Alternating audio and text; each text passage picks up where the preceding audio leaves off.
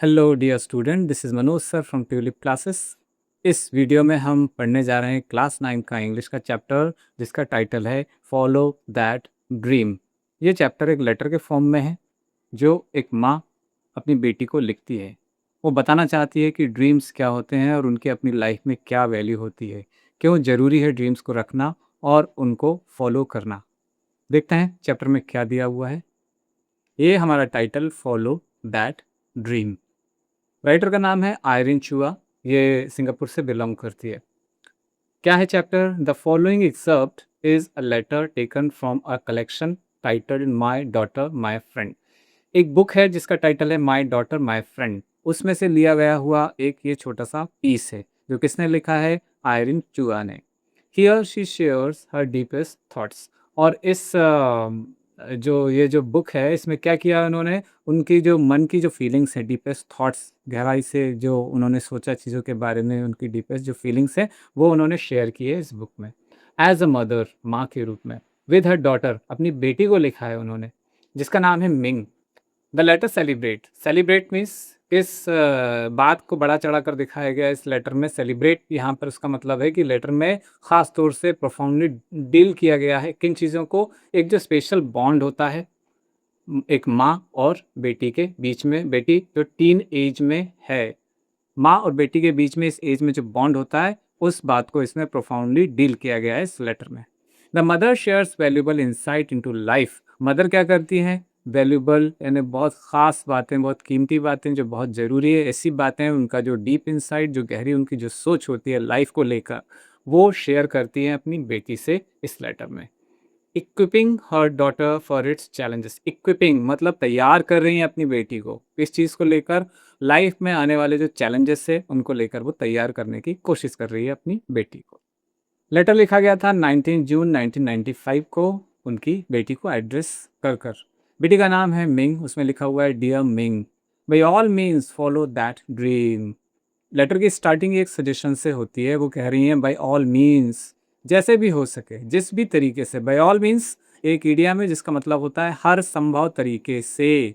Follow that dream, क्या suggestion दे रही है अपनी बेटी को? ये जो तुम्हारा सपना है तुम उसको फॉलो जरूर करना, चाहे कुछ भी हो जाए।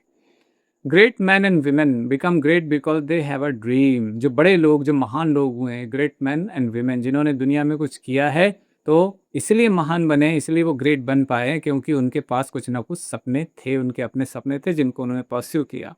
And they pursue it till it comes true. और वो अपने सपनों के पीछे लगे रहे जब तक कि वो साकार नहीं हो गए। कम ट्रू, सपनों का साकार हो जाना कम ट्रू कहलाता है। What differentiates greatness from the ordinary is how much effort and sacrifice people invest to realize their dreams. क्या ऐसी कौन सी बातें हैं जो डिफ्रेंशिएट करती हैं, जो अलग अलग बताती हैं, अंतर बताती है किन चीज़ों में? ग्रेटनेस में। और जो चीज़ें ऑर्डिनरी होती है उनमें ऐसी क्या अंतर है? वो कुछ बातें हैं जो इन दोनों चीज़ों में अंतर बताती है। वो क्या बताती हैं? Is how much effort. वो ये बातें हैं जो इनमें डिफरेंस बताती है कि आप कितनी एफर्ट और कितना सेक्रीफाइस, कितना त्याग करते हैं अपने ड्रीम्स को परस्यू करने में और उनको रियलाइज़ करने में। People invest to realise their dream. अपने सपनों को साकार करने में लोग कितनी एफर्ट लगाते हैं और कितना सेक्रीफाइस करते हैं, ये चीज़ें ग्रेटनेस और ऑर्डिनरी चीज़ों को अलग करती है, ये बातें अलग करती है। Do you know that to reach world class standard in any field one has to be singularly and intensively pursuing the subject for at least 10 years. क्या कहती हैं वो? डू यू नो पूछती हैं क्वेश्चन की। मालूम है तुमको एक बात? That to reach world class standard, कि एक ऐसे लेवल पे पहुंचने में जो दुनिया में जिसको लोग एक्सेप्ट करें, वर्ल्ड क्लास स्टैंडर्ड पर पहुंचने में, भले ही आप किसी भी फील्ड में हो, यदि वर्ल्ड लेवल पर आपको कुछ अक्वायर करना है, वर्ल्ड लेवल का स्टैंडर्ड उसमें आपको हासिल करना है, तो आपको क्या करना पड़ेगा? One has to be singularly. Singularly means अकेले ही। एंड इंटेंसिवली, इंटेंसिवली बहुत गहनता के साथ, बहुत गहराई के साथ। परसुइंग द सब्जेक्ट, उस सब्जेक्ट को आपको परस्यू करना पड़ता है। सब्जेक्ट से यहाँ मतलब जो स्कूल में पढ़ने वाला सब्जेक्ट, उससे वो मीनिंग नहीं है यहाँ पर। यहाँ सब्जेक्ट, यहाँ इसका मतलब है जो पर्टिकुलर फील्ड जिसमें आप अच्छा होना चाहते हैं वो। फॉर एटलीस्ट 10 ईयर्स, कम से कम 10 साल आपको इन्वेस्ट करने पड़ते हैं और इंटेंसिवली इन्वेस्ट करने पड़ते हैं। It starts with a passion for a particular interest. और ये कैसे स्टार्ट होता है? ये स्टार्ट होता है एक पैशन के साथ। पैशन, आपके मन में बहुत स्ट्रांग फीलिंग आती है किसी चीज़ को लेकर। Passion for a particular interest, कोई एक इंटरेस्ट है जिसके पीछे आप लग जाते हो पैशनेटली, वहाँ से चीज़ शुरू होती है। ड्रीम्स का साकार होना वहाँ से शुरू होता है। Then comes the conviction that it is imperative to realise it. फिर उसके बाद आता है कन्विक्शन। कन्विक्शन एक स्ट्रॉन्ग बिलीफ जिसको कहा जाए, उसको इंग्लिश में कहते हैं conviction, that it is imperative to realise it. और दूसरी फिर आता है ये कन्विक्शन कि बहुत ज़रूरी है, इम्पेरेटिव यानी बहुत ज़रूरी है, मस्ट है कि जो आपका सपना हो आप उसको रियलाइज़ करो, ये साकार हो सकता है। Count the cost in years of effort, financial investments and sacrifice. उसके बाद क्या आता है, आपको देखना है कि कितने ईयर्स की एफर्ट, कितने साल लगेंगे, आपको कितने सालों के प्रयास इसमें इन्वेस्ट करने पड़ेंगे, फाइनेंशियली कितना आपको इन्वेस्ट करना पड़ेगा, और उसके अलावा उसमें आपको किन किन चीज़ों को सेक्रीफाइस करना पड़ेगा। सेक्रीफाइस का मतलब होता है त्याग करना। तो त्याग करने से मतलब अपने कंफर्ट जोन से आपको निकलना होगा, पर्टिकुलर डाइट आपको फॉलो करना होगा, आपको पर्टिकुलर टाइम टेबल को फॉलो करना पड़ेगा, प्रायोरिटीज़ को चेंज करना पड़ेगा, ये सब सैक्रिफाइसेस।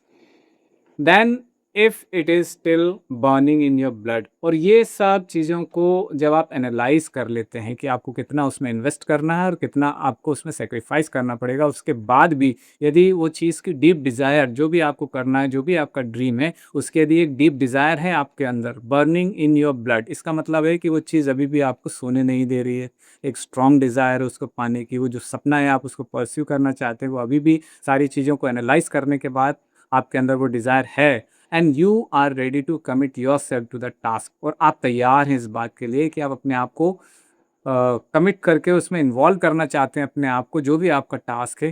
प्लंज, तो मदर कहती है फिर उसमें डूब जाओ। प्लंज का मतलब होता है गोता लगाना या डाइव करना। यहाँ पर इसका मतलब है कि उस काम में, उस ड्रीम के लिए आप पूरी तरह से उसमें लग जाओ।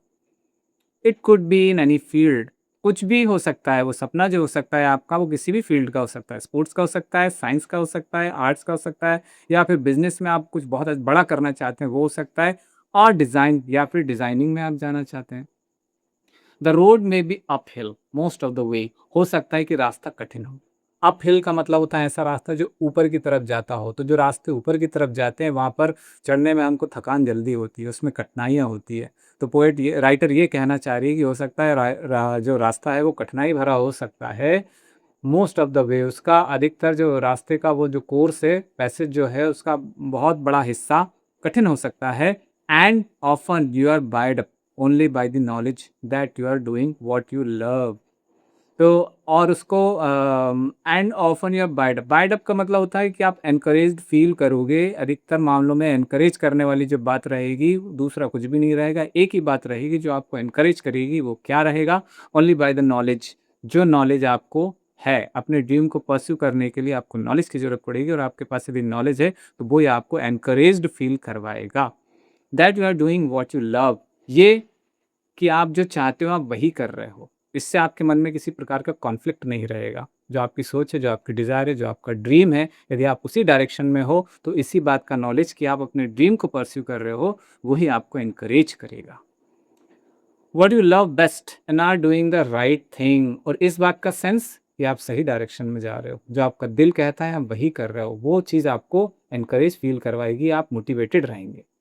When stamina is running out, कभी ऐसा लगने लगेगा कि आपका स्टेमिना खत्म हो रहा है। रन आउट एक फ्रेजल वर्ब है जिसका मीनिंग होता है किसी चीज़ का एग्जॉस्ट हो जाना, खत्म हो जाना। तो जब आपका स्टेमिना खत्म होने लगे, the prospect of success will keep you on track. तो इस बात की संभावना, प्रोस्पेक्ट का मीनिंग होता है संभावना, इस बात की संभावना कि आपको सक्सेस मिलेगी, will keep you on track, यही आपको सही रास्ते पर चलाए रखेगी, will keep you on track. When you watch the Academy Award for Best Actors and Actresses and Films, यदि आप पोएट एग्जाम्पल, राइटर एक एग्जाम्पल दे रही है अपनी बेटी को, क्या कह रही है वो कि एकेडमी में जो मिलने वाले जो अवार्ड्स होते हैं बेस्ट एक्टर और एक्ट्रेसेस को जब अवार्ड्स दिए जाते हैं तो वो क्या करते हैं, एंड फिल्म्स, और फिल्म्स के लिए जब अवार्ड दिए जाते हैं तो वो क्या करते हैं, the winner always thanks a lot of people, जो विनर होता है वो हमेशा थैंक यू करता है, धन्यवाद देता है। एक व्यक्ति को नहीं, बहुत सारे लोगों का वो धन्यवाद करता है। Host of people that formed his और हर सपोर्ट, ऐसे लोग जो किसी ना किसी तरीके से उसकी सक्सेस में इन्वॉल्व हैं, अपना कंट्रीब्यूशन देते हैं, उन सब लोगों को वो जो एक्टर या एक्ट्रेस होते हैं वो धन्यवाद देते हैं। Support network, so you see that for one winner, तो क्या बताना चाह रही है राइटर कि एक जो विनर होता है उसके लिए there is a group of people बहुत सारे लोग उसमें इन्वॉल्व होते हैं उसकी सक्सेस में। हु स्टूड बाय हिम और हर, बहुत सारे लोग होते हैं जो उसको सपोर्ट करते हैं। स्टूड बाय का मतलब होता है साथ देना, सपोर्ट करना।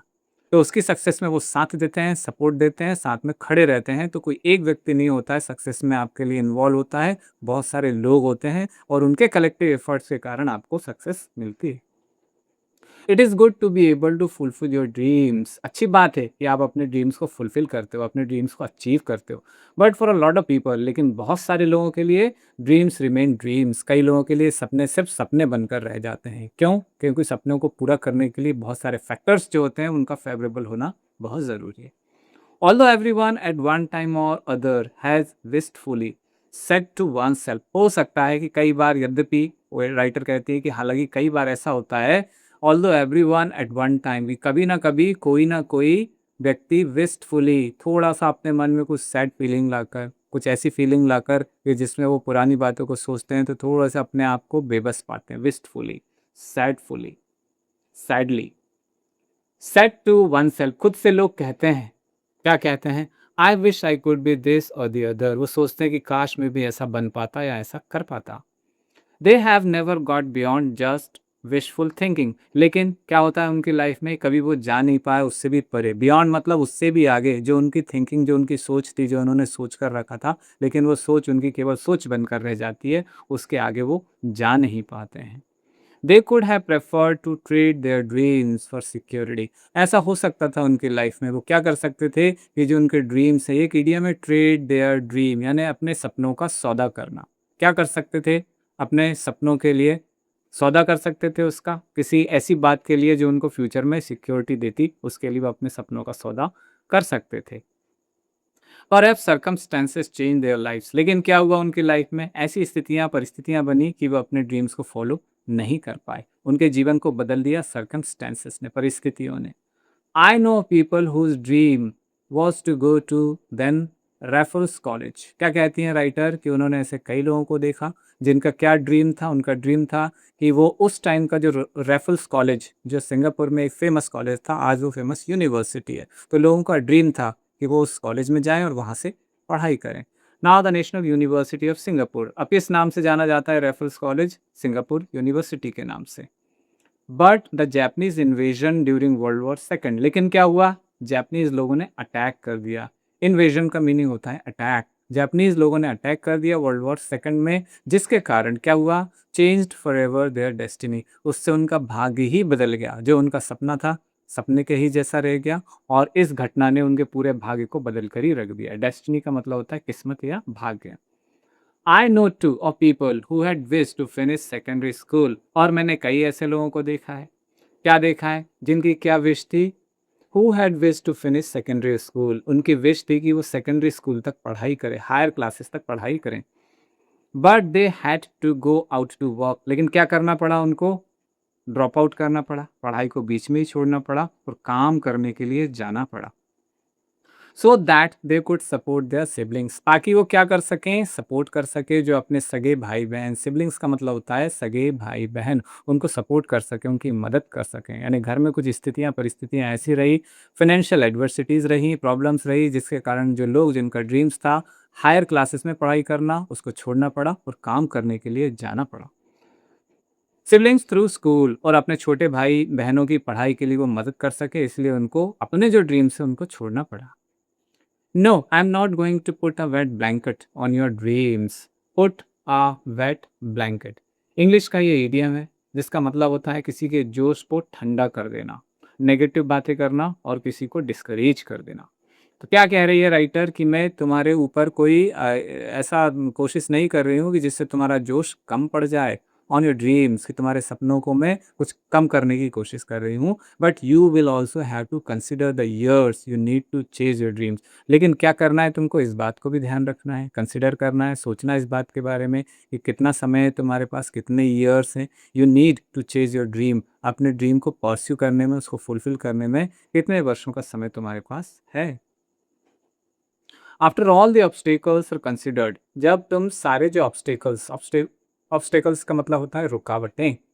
After all the obstacles are considered, तो इन सारी रुकावटों के बारे में जो आने वाली हैं या जो आ सकती हैं, जब उनके बारे में तुम सोचोगी, if the burning conviction is still coursing through your veins, तो लेकिन उसके बाद भी जो बर्निंग बर्निंग कन्विक्शन है, कन्विक्शन स्ट्रॉन्ग जो बिलीफ है, जो तुमको चैन से बैठने नहीं देगा, यदि वो स्ट्रॉन्ग डिजायर है तुम्हारे अंदर, सारे ऑब्स्टेकल्स को सोच लेने के बावजूद भी यदि तुम पॉजिटिवली बनी रहती हो, अपने ड्रीम्स के बारे में सोचती हो, is still coursing through your veins, मतलब तुम्हारी नसों में ये कन्विक्शन अभी भी दौड़ रहा है सारे ऑब्स्टेकल्स के बारे में सोच लेने के बाद भी, देन गो अहेड, तो आगे बढ़ो and do something about it, और जो तुम्हारा ड्रीम है उसके लिए कुछ करो।